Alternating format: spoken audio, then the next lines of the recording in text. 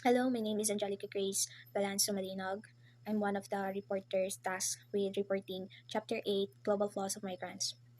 And I will be the one to discuss the first three the first three topics under this chapter, which are migrants, migration, flow of migrants to and from the US, specifically the illegal Mexican migrants to the US. Okay. What are migrants? Migrants are the population on the move. It encompasses both vagabond and tourist, but migrants also often used in association with vagabond. So, what is a migrant? What is vagabond? Vagabonds, those likely to move because they have to be or because they forced to. For example, they forced to migrate to escape poverty or to find work abroad. Because also another example is to because of war, the conflict, in its nation.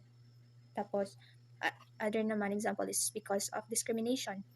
Discriminated against because of their own culture, beliefs, yung religion, status, and even their own uniqueness, etc. Yun yung vagabond. Tourist. Yung tourists naman are those who are on the move because they want to be. Tourists move because they can afford to. So, ito yung tourist. At yung vagabond naman pala, vagabond cannot afford to remain where they are. Unlike yung sa tourists can move because they can afford to. They can afford to travel, unlike vagabond is not. So, what are the differences between a vagabond and a tourist? So, first question natin ito, ano ba yung similarity nila? Yung similarity nila is both tourists and vagabond move. Their population, they are a population on the move. But uh, they do, yeah, both tourists and vagabond move, but they do so in a highly uneven fashion and under starkly different condition. Kasi yung the flow of movement of the tourist around the world is sinasabi ng author na light yung uh, movement ng flow ng tourist because they are seldom encounter structural barriers, unlike sa vagabond na because they're heavy, their flow of movement is difficult, especially if they are illegal migrants. Yung metaphors na ginagamit din dito to differentiate the tourist and vagabond is light and heavy. Tourist is light, metaphorically stand for globalized elite, and then yung vagabond naman is yung heavy. They are heavy because they are lack education, training. So it stands for the precarious poor. So yan yung difference ng vagabond and tourist. Next, what is migration? Okay, migration is defined as movement of people from one geographical location, okay, one geographical location or region to another. It also can be temporal and permanent, or temporary lang or permanent, and it may be voluntary or forced. Migration also, you'll know that migration have many different types of migration. Pero there has two main types of migration, which are uh, the internal migration and international migration. Internal migration have two components, which is the uh, the interregional and the intra-regional. Yung interregional is ano lang yan siya, the from one region to another. Is example na yun doon yung uh, rural to urban migration, or urban to urban migration, or from urban to rural migration. Yun yung sa interregional migration. Tapos yung pangalawa naman, yung intra-regional, is within a region lamang siya. Tapos yung sa international migration naman, yung ano niya is voluntary and involuntary. Yung Pero meron siyang four components. Yung international migration have four components. The immigration of persons to a country other than that of their place of birth or citizenship. Yung pag-migrate ng ng isang mga tao, group of people sa other country other than its origin and or the citizenship. And then yung pangalawa man is return migration of nationals. Return migration of nationals refers to moving back to where to where they came from. Yung pagbalik after residing abroad. Pangatlo, the out-migration of nationals from their home country. It refers to moving out or to migrate o pag-alis sa kanilang home country. At yung last, out-migration of foreigners from a foreign country to which they had previously immigrated. Okay, the four components of international migration is the immigration of persons. Second is the return migration of nationals. Third, the out-migration of nationals. Last, the out-migration of foreigners. So, in this section, yung primary concern natin sa four components will be the out-migration of nationals and yung pag-immigrate naman to other country. Immigration of person to another country. So, ito kasi yung out-migration of nationals kasi mababase kasi doon na meet ba ng mga workers, ng mga local workers, yung needs nila, na-meet ba ng government or ng policy makers yung needs ng mga workers, ng mga local workers. And also, yung pag-immigrate naman to another country, yun na nga, it may be because may mga pagkukulang sa may mga pagkukulang ang like law of unemployment, yung hindi na-meet nila yung dapat yung ability nila, yung skills nila is dapat ganito kataas yung magiging salary nila, hindi ganon, hindi na meet, what na siya na meet.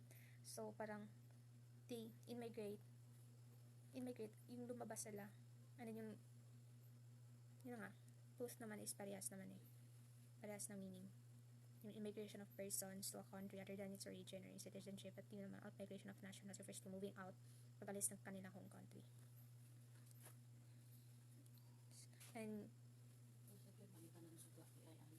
so, again, bakit nga ba bakit concern natin yung mga pag-alis ng mga national, pag-immigrate sa ibang country, yung mga locals, ganun, sa another country, is because alam naman natin na yung migration boost the working age population, yung development ng human capital of receiving country, yung economic growth of the nation of the country is maapektuhan kasi umalis nga yung ma-discuss natin yun. So, next slide is important changes like today's migrants. Ito na. The first is the proportion of international migrants from developed countries has declined. Yung pag-decline ng mga international migrants from developed countries. And then yung second naman is a large increased numbers of migrants from developing countries, and a very significant proportion of them are moving to North America. Bakit lahat nandun sa North America? Ang grabe naman yung restriction ng immigration dun sa North America, difficult to diba? Okay, mag-discuss natin yan. Next slide. Ito na yan. And our ability to discuss migration is hampered by the fact that there are great difficulties in tracking population flow. There are mga factors that impede tracking population flow are, first, many countries do not collect such data. Second, no report has been submitted to the international agencies. Mostly those countries that do not collect such data, walang mai-submit na data report sa kanilang international migrants sa kanilang country. Third, population flows are defined differently in different countries. Some countries had different residency periods required for migrants. Ito rin yun. Pang-apat, for a few countries keep track of residing period required for migrant status. Lastly, there are overwhelming difficulties in keeping tabs on illegal migrants. So, uh, uh, why is it important? Okay, sorry. So, why is it important in to keep track the flow, the population flow of international migrants? Bakit kailangan ng isang bansa or international agency na alam yung bakit kailangan ng isang bansa ng nation na alam nila yung population flow ng international migrant? Because the data na the statistical data na of international migration flows are needed so that the government know where their population are moving. And this knowledge would help governments and policymakers to recruit the appropriate types of workers needed in increasingly specialized markets. Yan yung sinasabi ko na kanina. And to na or to develop policies for the policymakers to develop policies for providing effective services for migrants. So kailangan na makip track ng ng government yung population flow ng international migrants, so that yun nga ma-develop sila ng effective service para sa migrants, so that yung pagtrabaho nila dito sa country hindi yun nga pagtrabaho nila dito is that hindi yung ability nila hindi masasayang, parang di sila discourage na ay kagamay ra basta akong sweldo, may padmato na lang ko sa laing gawas dito, ma-abroad na lang ko kay dako og sweldo kini akong skill mas need pa ni siya dito, akong skill is high kayog standard siya dapat ingon ani this wala na ka. Okay, unlike much else in the modern world, yung trade, finance, investment, restrictions on the migration of people, especially labor migration, have not been liberalized. So, a major exception din ito is the European Union. Why is it na the migration of people elsewhere in the world except lang yung European Union, yung under ng European Union, ay hindi pa liberalized yung migration. So the reasons are to protect and prosper the nation economically, to prevent conflicts between newcomers and locals, and fears of terrorism. To protect and prosper the nation economically, it means that in order to prosper economically, a nation must try to keep the labor it needs. So, yung flow ng economic growth nila, yung globalization nila, I mean, yun nga, yung economic growth nila is still intact. And kasi pag hindi nila na-meet yung need ng mga workers, kasi kulang kulang lang health insurance ng worker, yung life insurance pa kaya yung pag-ibig, kasi ano ba yung mga insurance na yan, pag walang mga ganun, ang high na possibility na pupunta sila ng ibang bansa para doon sila magtatrabaho kung na-meet yung needs nila. Kasi pag hindi, if a nation lost large numbers of workers, their ability to compete in global marketplace would suffer. Second naman, to prevent conflicts between newcomers and locals. Ito rin yung barrier ng mga, kasi many nations prefer to maintain significant barriers to migration to prevent conflicts between newcomers and locals. Yung kompetensya ng hindi lang naman yung newcomers and locals, also the parang kumbaga yung the newcomers and the seniors. Then ang pangatlo, fears of terrorism in many parts of the world has served to reinforce. Kasi diba, pag may terrorism dapat mag-reinforce talaga, if not increase the restriction of migration. So, dahil naman dito, because of those difficulties, yung mga barriers, it was people to take their business elsewhere and the best students to study in other countries. So, dapat yung dito sa Pinas, magtukod unta ko diri business. Pero dili ko makatukod because of these barriers. I mean, matuko og US.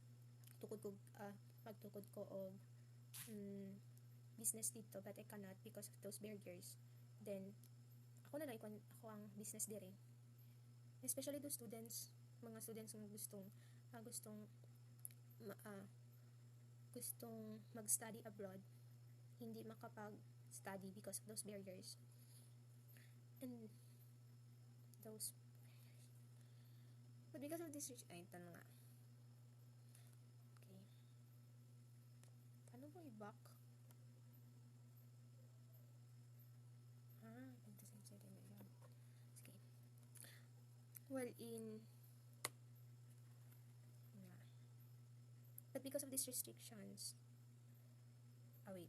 well, in general, migration policies have not been liberalized. Ito na yun.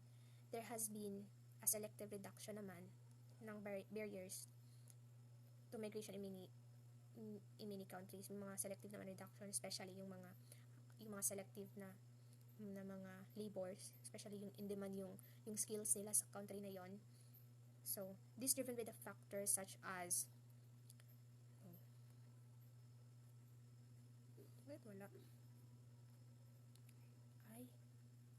with the factors such as labor shortage, the needs of MNCs for workers, aging population, new tax revenues from migrants to be used to help support state welfare systems.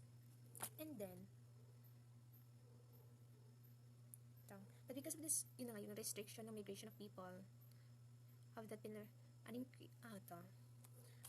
increase in illegal immigration, even in the smuggling of people into various nations. Merong yung pag-increase ng mga illegal migration. So this is bakit may mga illegal at legal na ng mga migration.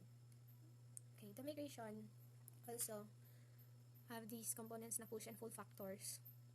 Hindi component. Push factor are the motivations of the migrants.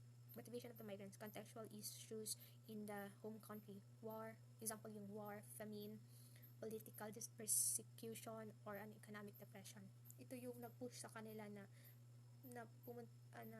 to move out from their own from their home country.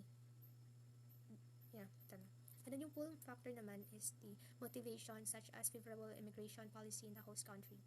Yung kumbaga, yung pull factor naman is yung pag-motivate sa kanila na dumito lang because higher pay and lower unemployment.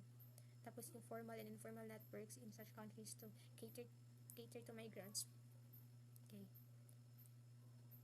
Various types of migrants. Ito naman yung various types ng migrants. Refugees, asylum seekers, and labor migrant. Refugees refers to those forced to leave their homeland or live involuntarily because they fear their safety. Ito yung mga taong their country have may war. At yung asylum seekers, refugees who seek to remain in the country in which they flee. Yung asylum seeker is yung pagstay nila dun sa ibang bansa, kung saan sa bansa nilang they migrate. Refugees refugees who seek to remain in the country in which they flee. At last is labor migrant, refers to one who is forced to search for work outside his or her home country, his or her home country by push or pull factors. Okay. Ayan. Last topic is the flow of migrants to and from the US. Okay. Illegal Mexican migrants to the US. Illegal Mexican migrants to the US, at least 1/3 of the US population, 1/3 of the US population comes from Mexico. Yung mga Mexicano. It is estimated that More than 10% of Mexico's total population lives in the United States, and the majority of Mexican immigrants are illegally entered the borders of the US. Life of an illegal Mexican immigrant in the US. They remain marginal economically in the US even though they improve their lives from an economic point of view. O, diba? Marginal pa rin sila. They're just marginal mga people doon sa US even though they improve their lives in economic point of view. And then, they feel obligated to give financial aid, remittances to relatives who remain in Mexico.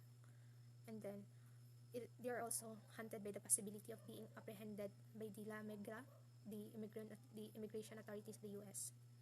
Grabe, tago-tago sila. Why do so many Mexican immigrants come to the United States? Ano nga ba? Bakit nga ba? So, there's some pull and push factors. The pull factors are access to better healthcare and quality education, large existing communities of Mexican immigrants, then family reunification and better job opportunities than in Mexico. Sa push factors naman, the motivation na pag-push ng pag-alis nila sa Mexico is high crime rates, drug trafficking, unemployment, poverty, and climate hazards lead to water shortage. Ito yung mga pull and push factors ng mga Mexican. And that's all. Thank you. And